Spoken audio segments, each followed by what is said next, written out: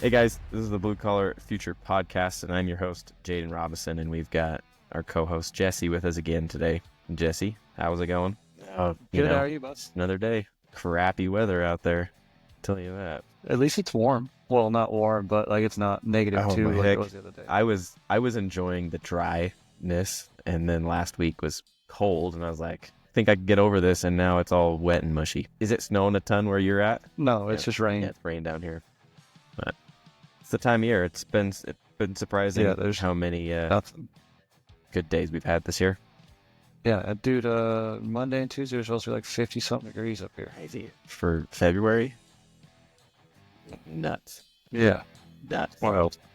So, well, we have a take care of your shit episode today. So this is kind of how me and you connected a little bit.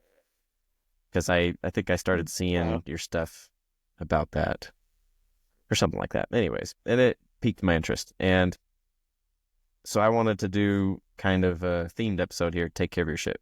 And so let's just start off by talking and having you explain kind of how you came about that and what that kind of means. Yeah, so there's the rhetoric of all construction does is break down your body. It's not worth it. You're just going to you're going to end up ruining your body, all that sort of stuff. And the typical rhetoric that you get. And it's always annoyed me because I'm like, for the most part, those are the things that they complain about. Either they're solvable issues, preventable issues, or they also occur like if you had a desk job, so it's a invalid argument to me. But screw it, I'm going to start sharing content about ways that you can prevent your body from being broken down through our job. Because we're still doing manual labor. We're still, out there busting our ass and doing this stuff. So it does put wear on your body. And so I just started sharing, I was like, from things as simple as wear your safety glasses, that way if the grinder blade that you took the guard off of blows up, you don't lose your eyes. Or if going to the gym, and I think that's where you and I connected, because you've got everybody's like, oh, if you go to the gym, you didn't work hard enough today. It's like, well, if you go to the gym, it makes your job easier, for one, and it protects your body and your joints and less stress on those sort of things because you have the muscles to help you with everything else going on. But yeah, that to the gym, to things like quitting drinking alcohol or the no drugs, all that sort of stuff that seems to be prevalent in our industry, and talk about the benefits of that. And I don't remember where the phrase came from, but maybe I just said it one time. But it was just if you take care of your shit, it'll take care of you, And now we're here on a podcast. On a podcast about it. And that's one of the main things I wanted to talk about when we kind of talked about having you come on as a co-host, because I thought that could be a cool series almost. And we actually haven't even talked about it. What is this number 4 we've done or something? So I think we're on the 4th one. Yeah. We haven't talked about it yet, but I think it's important. We have technical difficulties over here. We have microphones falling and stuff. Take care of your microphones, and they'll take care of you there. So anyways, back to this is our 4th one. We haven't talked about this yet, and I think I wanted to go over it because you shared recently a video. Did you say you hadn't posted that alcohol video on here on Instagram because it was too long? Because I think I had seen it somewhere, right? On TikTok or something. Yeah, I had it on TikTok and YouTube.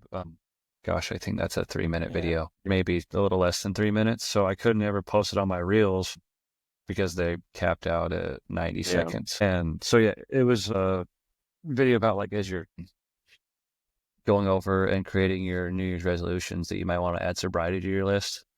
And at the time, I think that was when I had been sober for 2 years. So now it'll be 4 years. It was that long ago that you made that April. That video? Wow. Mm-hmm. Yeah, Yeah, that was in my second year of sobriety, and so yeah, I think, and I'll be 4 in April of completely like no alcohol And no nothing. looking back. Well, yeah, so yeah, I like day one haven't even like there was maybe I shouldn't say day one because like yeah, it was more like the FOMO than anything because it was a social activity for me, right? And I wasn't like drowning demons or anything. I was just it was habitual because I lived in a faux frat house for a good chunk of my 20s with 7 of my buddies and stuff like that. But great times and whatnot. But it just got to that point where it was hindering where I was trying to get to next. And yeah, so it's like there, like I said, there was FOMO, there's things like, and like there's friends I don't see anymore and stuff like that. But like as far as like not wanting to feel hungover again, like that one's been easy. Like I've never looked back and be like, gosh, I wish that I woke up Saturday morning with that feeling again. We can avoid that one. But yeah, I have not looked back. That's, I think that's how a lot of people's situation is. So I think that's probably a good reason to be talking about it because a lot of people are like, yeah, it's not even a problem. I'm not like getting to that point that people point out.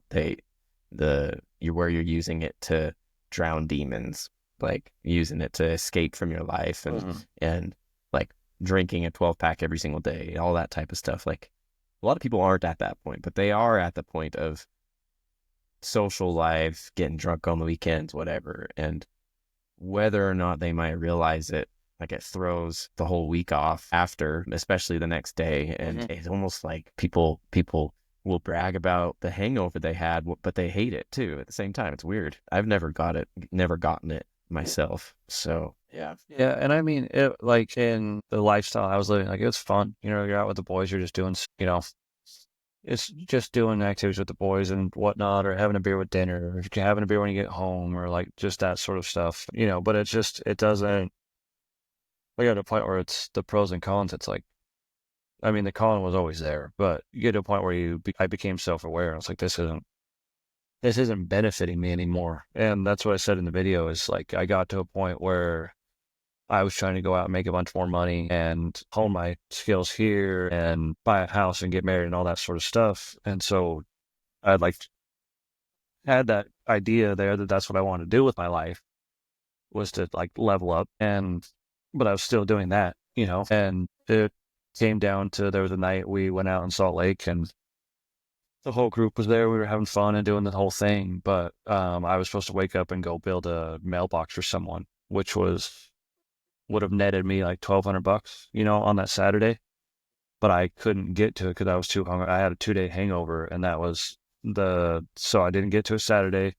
I forced myself to go do it Sunday, but I still felt like shit. And I was just like, I'm never doing that again.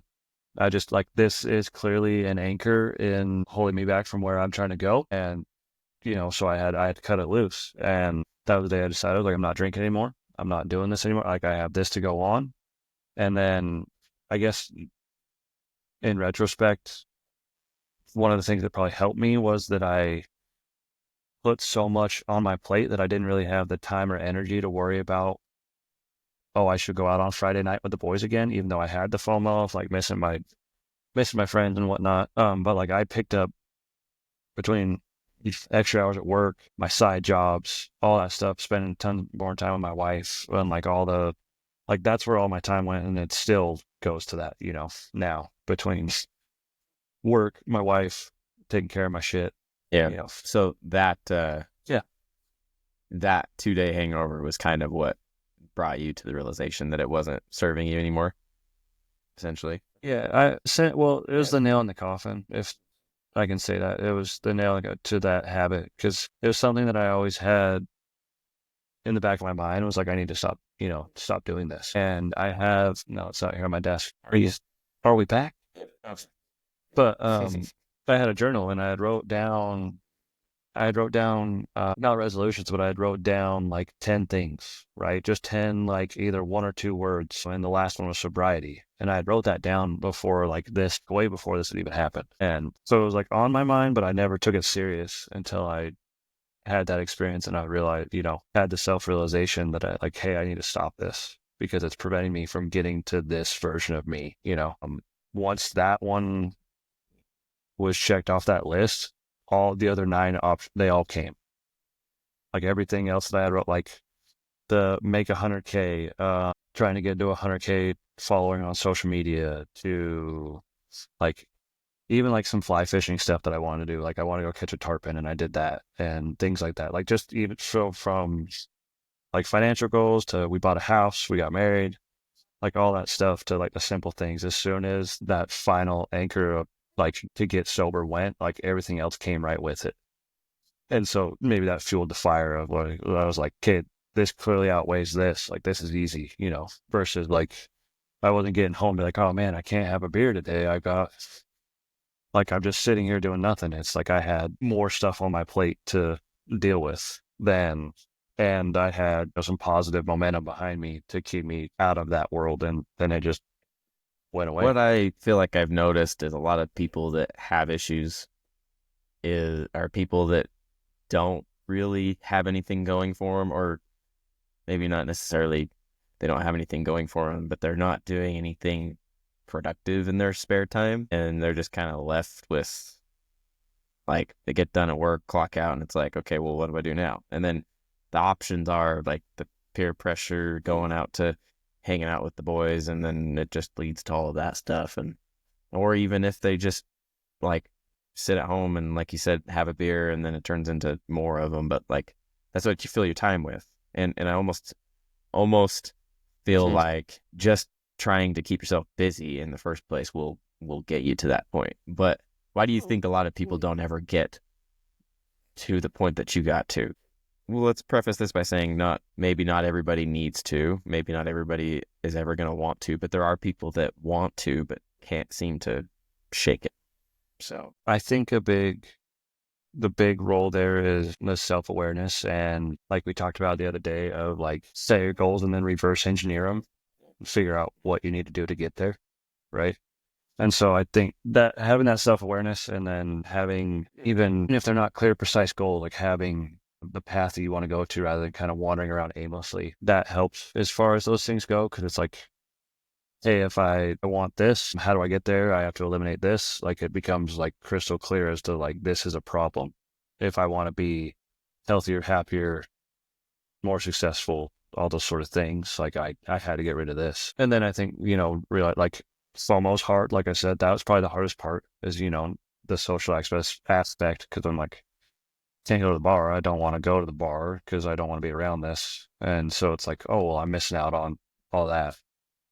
Things like that. I think that. And then I think once you get past those sort of things, you got to put some wins in your book. You know, you got to do something that goes, okay, that was worth it. And then keep that snowball rolling. And then it's, like I said, it's, once there's so much over here rolling, like this over here, it would be stupid to go back to it.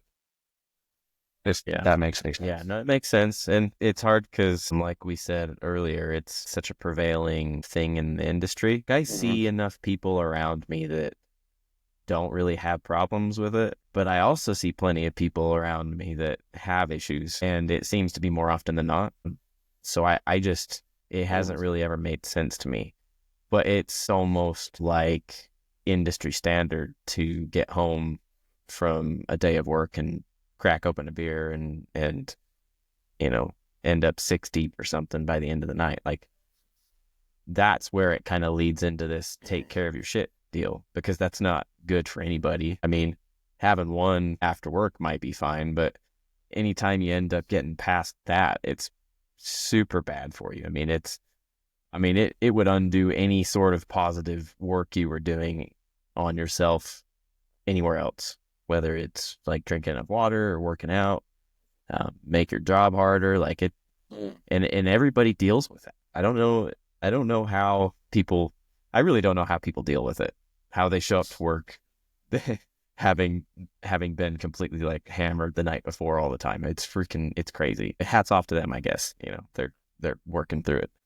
I mean, it's kind of the same as like anything. Like, it sucks being cold, it sucks being hungover, but like you still gotta go to work.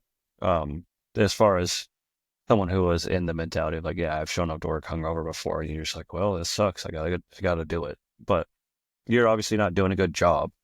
Or, well, you could be doing a good job, but Or you're you're not not in doing a as good good as you mood. could. You're not as aware.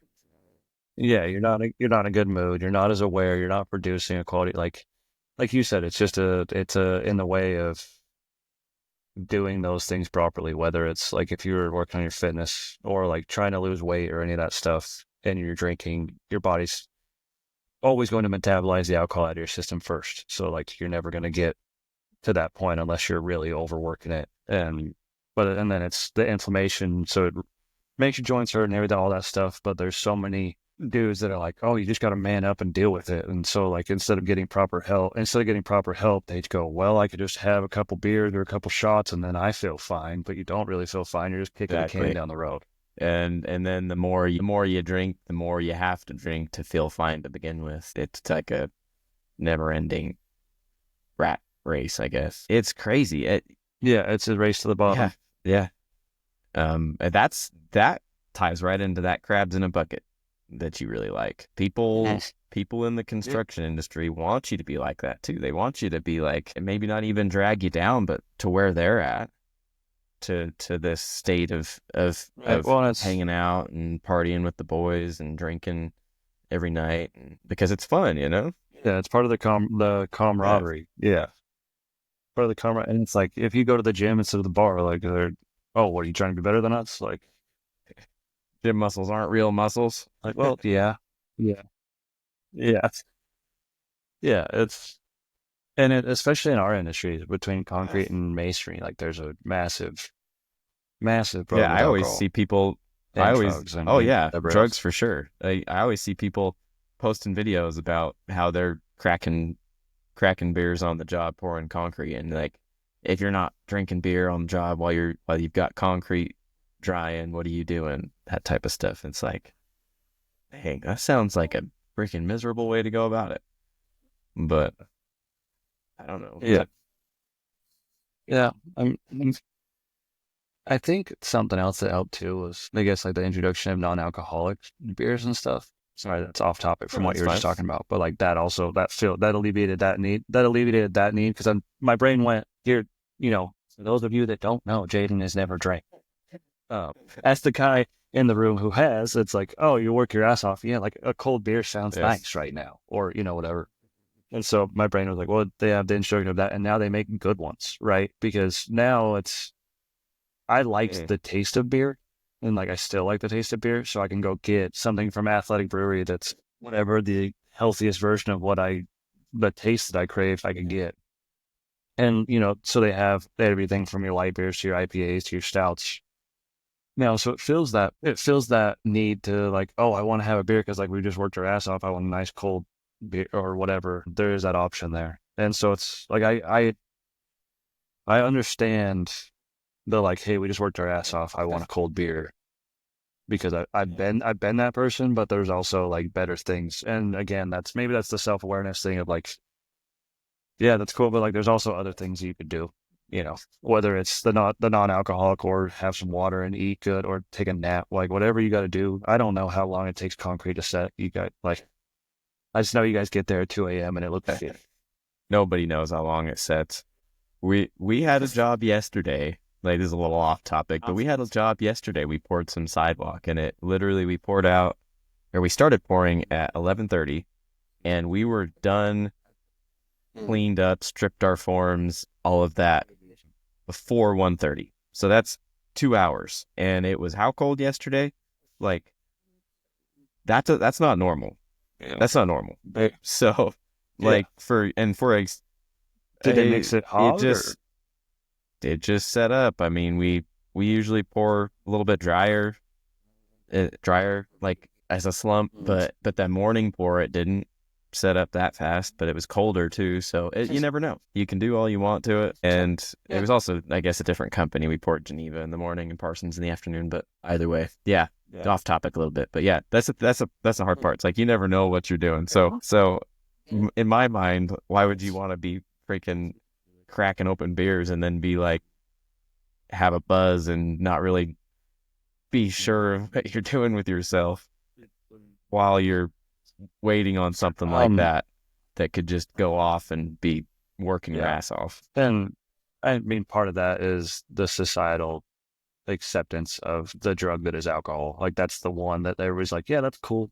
I mean, I guess weed is at a point too, but like everyone, we can dance around the fact, but alcohol is a drug, and it's just the societally, socially acceptable version of drugs or the drug itself.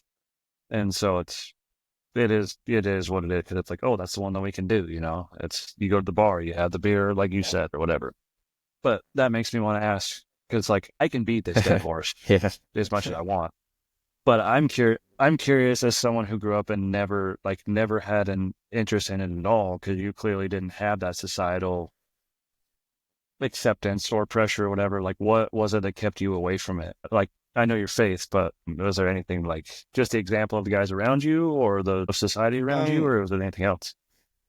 Yeah, it was the self-awareness, I would say, of realizing it was something I didn't want, because I was maybe just awareness in general of seeing people, because I had the strong background from my faith growing up, and like I told you earlier, I don't even go to church anymore, and my parents actually both drink, and both of my wife's parents drink as well. So there's a lot of people around me that do, and I just don't. It's never appealed to me. And I still have in the back of my mind that, the word of wisdom is kind of what you should be aiming for. And I think it's right. Taking care of your body's utmost importance, and treating your body as a temple. Like a lot of people used to tease me about that weren't LDS when I was growing up, because it's a funny thing to say. Oh, yeah, my body's a temple. But I think part of it's true. And I've always thought of it like, why would you want to do something that takes away your ability to make decisions that are going to be in your best interest? Why would you want to give away the control of where you're headed? That's always what it's looked like to me. That people just want to do that, and then they do things that they either don't remember or aren't really in full mental capabilities of making decisions like that while they're drunk. And yeah, it just never appealed to me. And I didn't have any friends that were like early drinkers either. So I think that was part of it. So by the time that I got to a point where I had friends like that, I was already set in that way. And I was like, I haven't drank anything till now. It's like, I don't ever want to. But I'm not going to lie, I've been tempted myself still. I'm in the last few years. I'm like, I wonder what it's like. And it's like that thought will creep in, and you're like, man, I've never done it before. Like, people get so hooked into it. I just want to try it. And the thing that keeps me away in that instance is I know I have a little bit of an addictive personality, and I don't really trust in myself to have control in that, I guess. So I don't really think I would drink once and then all of a sudden be like lost to the wind, but I feel like it could get to the point in the future where it wouldn't benefit me, and I just don't want to be in that position. That's all. So yeah, but like you said, I think the self-awareness is probably the big key here. And not to say that some people because addiction is what it is, and some people are aware that they have the addiction and whatnot. But if you're nipping it in the bud, per se, of like how you stopped it beforehand, or like myself, where it's, if you're in that position where you can nip it in the bud and get it and be self-aware and get ahead of it, that's good. And then if you're past that point and you're aware that you have an addiction and whatnot, like seeking help and actually getting the proper resources that you need, to quit. It's interesting to me when I watch people that are drunk, because when people are drunk, they just assume everybody drinks for some reason. Like, the amount of people that have tried to pester me and convince me to drink, like, forcefully, that have been drunk versus not, it's like, if people are drinking, they just think you're drinking, and then they like try to force it on you. And I think that bugs me more than anything too. I freaking hate pushy people, and I hate people that try to like convince you to do something even though you say no. You're like, nah, I'm good. And they're like, no, you need to. Come on, you want to drink? I'm like, no. And they keep pushing it. I'm like, that bugs me more than anything. Maybe it's me being stubborn and I don't want to drink because of that too. So I will say, like, that was the people around me, even though, like, I have friends that still drink, and I've had friends that, like, Like I've carried people home, like all that sort of stuff. Not a single, like once I made the decision to quit drinking, not a single one of them shoved it in my face, which Yeah, was really that's cool. good. Like they were all like, cool, you're not doing that. That's fine. Like that's like, well, we're, they Yeah, supported that in those yeah, moments, which was cool. But yeah, there is the one I get now is like, cause like maybe when I was a teenager smoking weed, I was like, like this is fine. But as I got older, it started giving me like panic attacks. So I quit that a long, long time ago. And that's always the one that people are like, well, it's cause you haven't smoked with me, bro. And like, no, it's not. It's because there's an element in here that messes with my brain. It well, has nothing to that's do the with who I'm with. interesting part to me, because a lot of people want to claim that there's no side effects, there's no issues, there's nothing that could ever happen from it. But that's just straight up denying what it is. And it's like people are trying to label it right now as like not actually a drug, or it's not bad, all of that type of stuff, and it's only good that comes out of it. There's enough people like you have had similar experiences. I'm like, I don't understand how you could look past that and be like, yeah, that doesn't happen. That doesn't happen to people. Because anytime you're reliant on something like that to handle, we'll just say stress, or yeah, to handle stress, like if you're not using it, it amplifies tenfold, and then you almost need it to in order to handle it. That's a big problem with alcohol Yeah, itself. both those things they're a crutch. And so if you lean on them Oh too yeah, hard, you're yeah, always, yeah, that's where it goes. and it But that's, yeah. yeah, it makes it way harder to, and that's not something that's disputed either. It's not like a Mhm. myth that happens. Your reliance on these types of things, even just drinking alcohol and not drinking it for that purpose, weakens your tolerance to stress. So just the chemical itself, it weakens your ability to handle stress regularly. So just that alone is like, it makes sense how people can get lost into this alcohol and get so deep, because you literally can't handle it at all. You can't handle it. Yeah. I think that if we can keep touching on the idea of self-awareness in this situation, that's another thing now that my brain's going about it was I looked at alcohol and said, why am I doing this? Right? What is it about alcohol that like what am I doing that I view as a benefit? And so it's you look at, oh well, like social situations are easier for me. I'm more confident. I can be myself. I can let loose, or I can deal with this problem or this pain or whatever it may be. And so being self-aware to like, okay, these are what I'm using it for. How do I accomplish that sober? Like, what do I need to face to do that sober? So, like, you have a hard time talking to people and having fun and being a goofball by your, like, sober, go make yourself do it.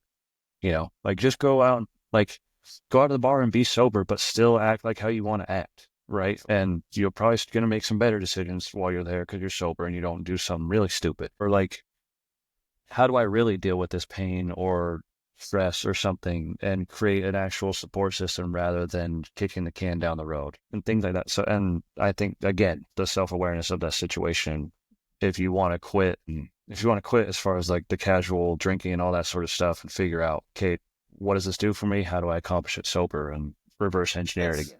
That's always been my take on it. Is like, I don't need to drink in order to enjoy myself. And I couldn't imagine a scenario where I would have to in order to be comfortable or in order to have fun.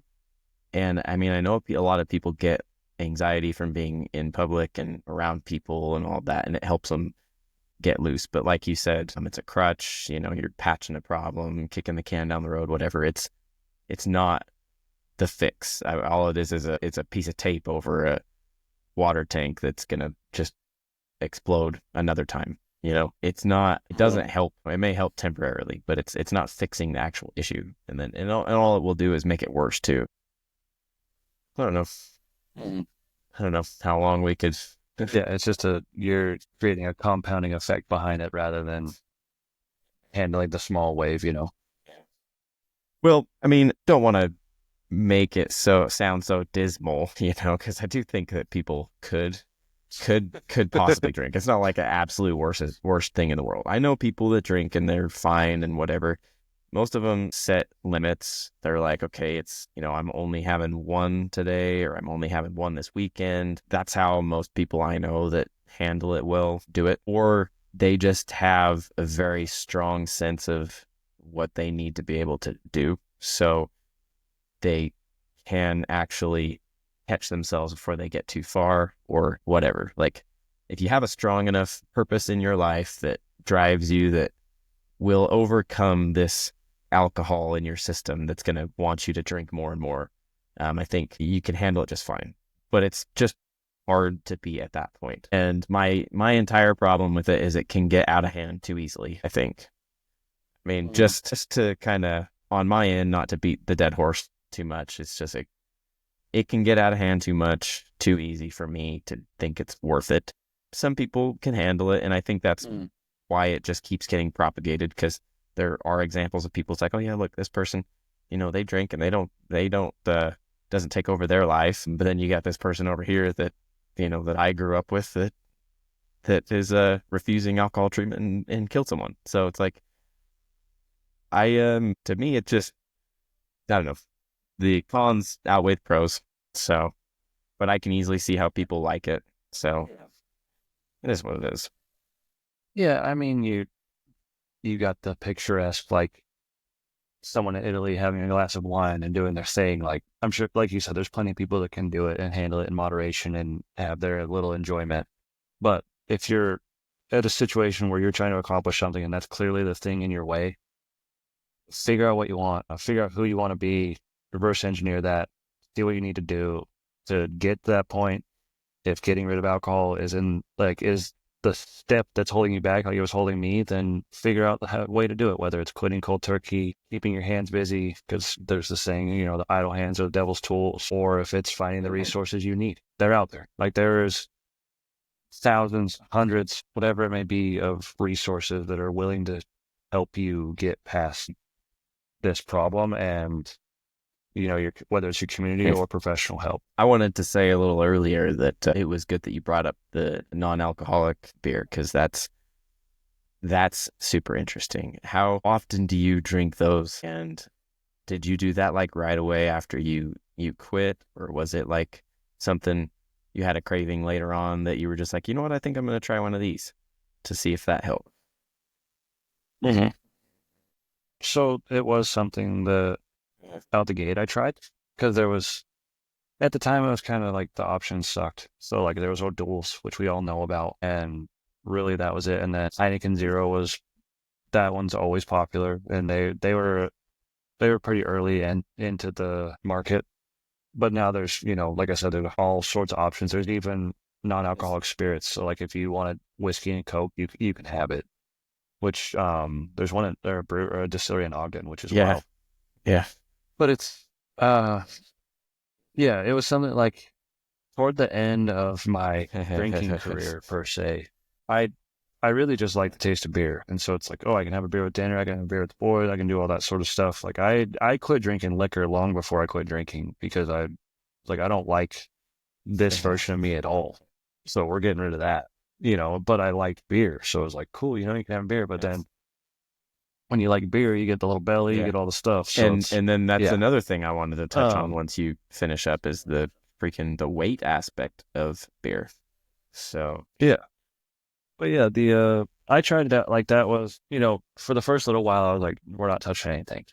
And then I got to the point, I was like, well, I still like the taste of beer. There's that option. Let me try them. And then, as I got into that world, there's more things. And like I said, Athletic does a really good job of providing options that taste like the things that I used to like to drink. And Heineken Zero is good. And, there's plenty of them now at this point, because I think that brewers and the companies has realized that the generation younger than us is not interested in that at all.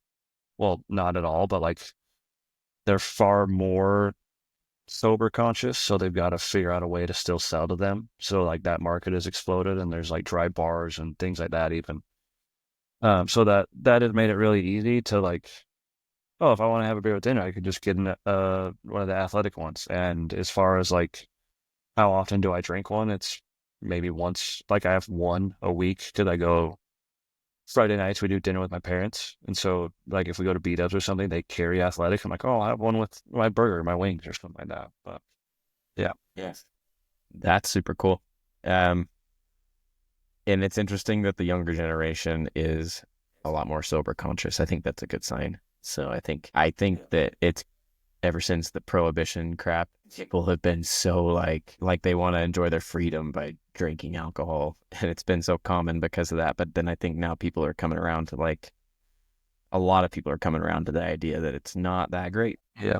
I think like because you and I are about the same age, and I'm sure that we kind of view cigarettes as the same thing. If like anytime I see someone Yeah, smoking, I'm why? like, why? What are you Especially doing? now. I think, yeah, you know all the problems at this point. So like, I think that's how that younger generation looks at alcohol. They're like, you guys Yes. know better. What are you doing? It's cool to see. It's cool to see because it's not people tend to shy away from like religious based abstinence from alcohol and stuff. Because they don't want to be Mhm. looked at as weird, and they don't want to use that as a reason either. But I think it's cool that people are just looking at it and looking at it really for what it is and seeing that it's just not that great. I understand why people like it, and you can drink it if you want, but I'm just here to tell you that it just isn't that great, and it does cause issues that you might not even notice. What were some of the positive immediate improvements that you saw? Because like we talked about how it'll affect everything, and you mentioned the little beer gut and all that, but I mean even on the job, I mean being probably makes you sluggish throughout the week, and um, yeah, how do you think? What did you notice kind of immediately? Yeah, out the gate, like as far as like immediately, bro, that summer, so say I quit in April of 2021 is when I quit drinking. And so by the end of summer, like August, September, I had lost 30 pounds. And like it was all just, Yeah. it was dead weight, right? And it's because I replaced alcohol with other things, and then I replaced my time with work. And so it was like, cool, that fell off. And there was a picture. We went up to Bloomington, and there's a picture of me and my buddy standing there, and I still have it favorited on my phone. But see, I'm like, why did you ever let yourself get to that point, bro? Like, there's a reason. Like, my nickname is Slim because I graduated high school at 140 pounds and 6'5". Like, Dang. I've always been little, not Yeah. little, but like little, you know. And so, like, the fact that like I unconsciously allowed myself to get to the point where I had the beer gut and all that stuff, I was like, why? And it Yeah. made me so mad, to see that. And so that was an immediate positive. Is like summer ended, and I was like, oh, cool. I'm back down to like 170, which I needed to weigh more than that. But um, yeah, immediately there, immediately, my sleep schedule was awesome. Like I could sleep 8, 9 hours a night and be like, when I wake up in the morning, I don't feel like shit. Like that was awesome. That I had more time, energy, and all that sort of stuff for my job and for honing my craft and getting better at things. And even though I was working sun up to sundown because I was taking on all those side jobs and everything else, I still felt good. And, because like I said, it's alcohol, the inflammation and all the other problems it causes within your body metaphysically. And that was more or less gone at that point. So like my joints didn't hurt like they used to, and like I wasn't carrying around all that extra weight, and I could think clearly and just do the things that I needed to do, and then like to complement that of getting in the gym and then getting stronger and gaining that weight back the right way has helped as well. But that's not an immediate success. But yeah, it's I just the immediate of losing that weight. So I felt more confident about that, of my joints feeling better, my brain feeling better, waking up in the morning and having the energy and like clarity, if you will, just within 2 or 3 months. Like that was an immediate one of like, oh wow, we kind of like hold the drunk goggles off, if you will, and I could see everything. Those are all I put my contacts in. been walking around partially blind forever, huh? Yeah, it was like the first time when you were a kid when you saw Yeah. HDTV and you're like, wow, that's what that looks like. Well, those are all points that I think people don't really fully get that are happening to them. Um, this is where it ties into the take care of your shit. Like the alcohol itself, I think, does more to harm your body than the trade job does. So with that inflammation, 100%. Yeah. you are in pain all the time, like just sore, we'll say. Your sleep schedule, that's a huge one, because if you ever drink before any time before you go to sleep, that sleep is not a fully rested sleep. It's like a very light sleep, and you don't get the full amount of rest that you would from a normal night's sleep. The problem with that is you get the majority of your recovering from the day overnight in your sleep. So you're like hitting yourself with, if you're not getting to REM sleep. Yeah. And that's where the majority of recovery comes from. So you're hitting yourself with multiple whammies on this alcohol front, which a lot of people just think they get so locked into or so entrenched in the lifestyle that they don't even realize how much it's affecting them to begin with. Yeah. And it becomes kind of your norm, like, oh, that's how I operate, So like if you never see that clarity, like step away from that and see the clarity of like, oh, if I wasn't doing that, like this is how clear everything is, why would you stop? Yeah, that's crazy. And to think that people are operating at like probably like a 60% capacity or something, like just not fully rested all the time, just not feeling very good, inflamed, all that type of stuff. But what you said something earlier that is key too. Your body's always going to be trying to break down the alcohol instead of the fat that you have. The alcohol keeps so much weight on, and that's another thing that's hard on you, is having extra weight around that's not like muscle weight that is lagging your body down and wearing you down. And the alcohol contributes to that a ton. So that's crazy. That's a crazy thing that I don't think people really get. But then people want to blame the job. Like our jobs specifically, they're like, oh, it's because you're out working concrete or you're out there laying block or doing this stuff. I'm like, no, it's because you're doing that and then you're going home and shooting yourself in both feet and then going, oh, why do my feet and then hurt? not going to the hospital either, just continuing it. You're not getting help. Yeah. You're like, why is my life so hard? But you're putting the roadblock in front of yourself. If you look at what the chain of effect, the chain of effects that happens from it, like if you look at drinking in the evening, you're probably not already not drinking enough water, and you're just drinking alcohol instead, right? And that's extra calories you don't need. So you're probably over consuming calories. So that's another thing, probably not that great. Your sleep's not that great. So you're not recovering. You're not getting that rest from the day, because you don't need to go home and sit on the couch to rest. Your rest and recovery happens during sleep. So if your sleep is disrupted, it throws everything off.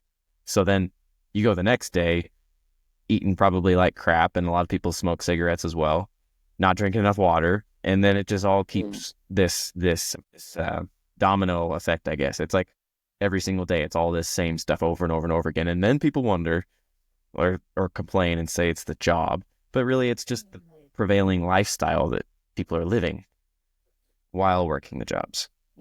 Yeah, it's never doing the maintenance on the equipment, because you're doing something else. It's like you're just not helping the situation whatsoever if you're living. Like if all of your external factors are unhealthy, it's not the job. It's your choices. And that's why, if you don't take care of your shit, it won't take care of you. Exactly. So another important thing to point out is it actually happens to everybody, not just people in construction. So anytime people are doing this lifestyle like that, go home, drink a bunch, not drink enough water, disrupted sleep, all that stuff, like it happens to everybody. I think people it's easier to just blame it on construction, but like you could very easily look at anybody working a desk job. They're going to have the same issues. A lot of people still complain about the same back problems, even though they don't do crap other than sit at a chair. Like, it's just funny to me that construction gets the rap from it because there are actual dangers of working construction, I think. So people just are like, oh yeah, it's because of your job. Yeah, instead of looking at what's actually happening. Yeah, I think that would. Yeah, it's clearly a false narrative. And yes, there are things at work, like you can get hurt, and there's things that can really mess you up, especially if you're not the type of person to check your ego at the gate and you're like, I'm going to lift that whole thing by myself. That's on you, dog. That's not because of the job. No one required. There's a telehandler next to you, right? But yeah, alcohol and the lifestyle and, not properly fueling or hydrating and all those sort of things. The lifestyle choices are much more of a detriment to your health as a construction worker or anyone else, like you said, than the work is. Yes. Well, I think we beat that horse plenty. Yeah. I'm sure it'll get beat even more. That's it. Oh yeah, that's the interesting part that I've noticed is it just keeps coming up. I think people need to be reminded. I know I do. I seem to think about the same things over and over again. Yeah, I think people need to be reminded of it, and then it's good if you're going to be someone who has the ability to be an example and be a good one, to do so and be a good example for the people that might need help. So I'm not on social media telling you I got sober to say that hey, look at me, I'm sober, you're not. I'm on telling you to be sober to be like, hey, look, this is what it did for me. If you're in that same boat, stepping away from this can be a good decision. And so I think it's good. We can make a joke about we're beating a dead horse. It is important to put that message out there for people that may need to hear. The most important thing here is to for people to see your situation and realize that you didn't even really have any really big life-changing thing that made you be like, oh man, I need to quit. It was a bunch of things, and then something that you saw and you're like, you know what, this is holding me back, and it wasn't even that out of control, and this is still holding me back, and I just don't want to do it anymore. I think that's important for people to see, because a lot of people are in the same boat. So maybe it gives them the courage to be like, you know what, I think I'm done. I think I'm done with it. Yeah. And that's, I guess, before we go, I've mentioned that one of the hard parts was the FOMO, missing out on the boys are all doing this, I can't go do it, or, whatever it is. I don't drink, so I can't join them. You will still find friends in your healthy habits as well. There's people out there on the same path as you, and there's a community. It does suck to lose friends and to, that sort of thing, but there is a community out there for you if you are trying to step into a different lifestyle and get away from habits that are keeping you from being who you want to be. Yeah, I think that's probably the best thing that could be said to end this off on. I got the buzzer beater, the game winner. Yeah. We're good. For sure. I think it might be nice to do one of these live someday. So everybody listening. Yeah, I might do one. We'll need to figure that out. This is all a what is it? Trial, test. I don't know. We're testing things. So I think a live could be cool. So I think a live would be cool. It's whether this one or a Q&A. Because if you do live Q&A, that'd be kind of fun. Yeah, I think either way. Maybe if we had a conversation, a topic, and we're talking about it, and then people chime in with their thoughts and stuff, that'd be cool too. Either way, I think lives are cool. Agreed. Yeah. On that note, we are going to be doing lives at some point. That's something I've wanted to do. Yeah. And we'll keep going as long as people keep listening. And maybe even if they don't listen, whatever.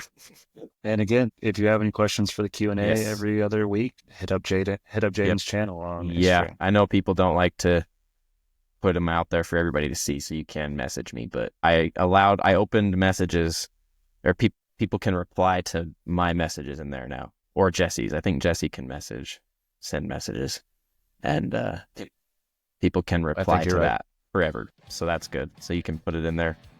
So, yeah.